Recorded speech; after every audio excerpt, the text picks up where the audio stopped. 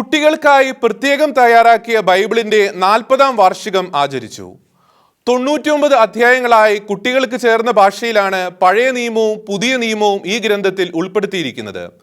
കുട്ടികളുടെ ബൈബിൾ 189 ഭാഷകളിൽ ലഭ്യമാണ്.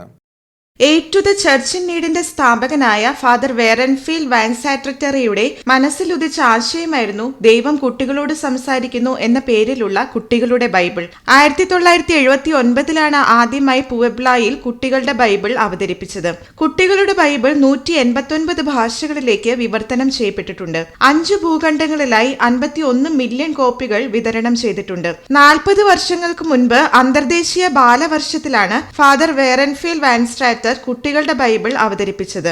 സാമ്പത്തിക സ്ഥിതി മോശമായ കുട്ടികൾക്ക് ബൈബിൾ വാങ്ങാൻ കഴിയില്ല എന്ന തിരിച്ചറിവും പ്രാദേശിക സഭകൾക്ക് അവിടുത്തെ ഭാഷയിൽ കുട്ടികൾക്ക് ബൈബിൾ നൽകാൻ സാമ്പത്തിക സ്രോതസ്സില്ല എന്ന തിരിച്ചറിവിൽ നിന്നുമാണ് കുട്ടികളുടെ ബൈബിൾ സംരംഭത്തിന് തുടക്കം കുറിച്ചത്.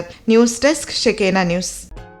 ഷെക്കേന ടെലിവിഷന്റെ വാർത്തകളും പ്രോഗ്രാമുകളും യൂട്യൂബിൽ കാണുന്നതിനായി ഈ ചാനൽ സബ്സ്ക്രൈബ് ചെയ്യുക. നിങ്ങളുടെ മൊബൈലിൽ തത്സമയം നോട്ടിഫിക്കേഷൻ ലഭിക്കുന്നതിന് ബെൽ ബട്ടണിൽ വിരലമർത്തുക.